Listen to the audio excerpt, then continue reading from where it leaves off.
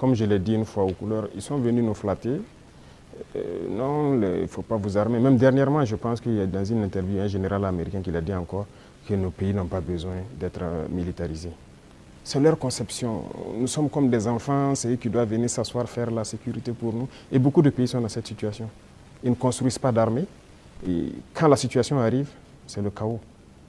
Nous sommes en train de construire une armée forte. Voilà pourquoi j'ai dit on se bat en burkinabé et on se forme en burkinabé. Ça, c'est très important.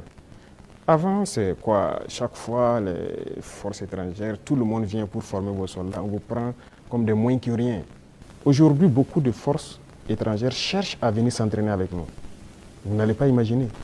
Les plus grandes puissances cherchent à venir s'entraîner avec nos soldats. Mais ce n'est pas juste l'entraînement. Ils veulent apprendre comment on fait, comment on procède, qui nous entraîne. Mais personne aujourd'hui ne sait comment les birs sont formés, comment on les entraîne, comment on les équipe. Pourquoi nous, on croit que c'est les autres qui doivent venir nous former? Ils n'ont pas créé quelque chose. Ils ont réfléchi. Nous sommes dotés de cerveau.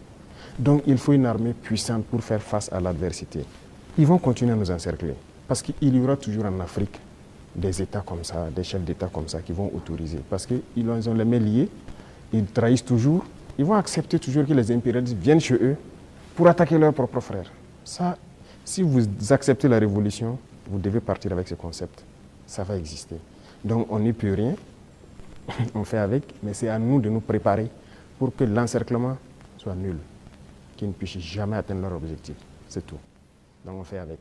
Tout récemment, la CEDEAO a tenu un forum des chefs d'état-major général des armées d'Afrique. Le Mali et le Burkina Faso n'y étaient pas, mais le Niger si. On sent un manque de solidarité, vous qui êtes au sommet de l'État.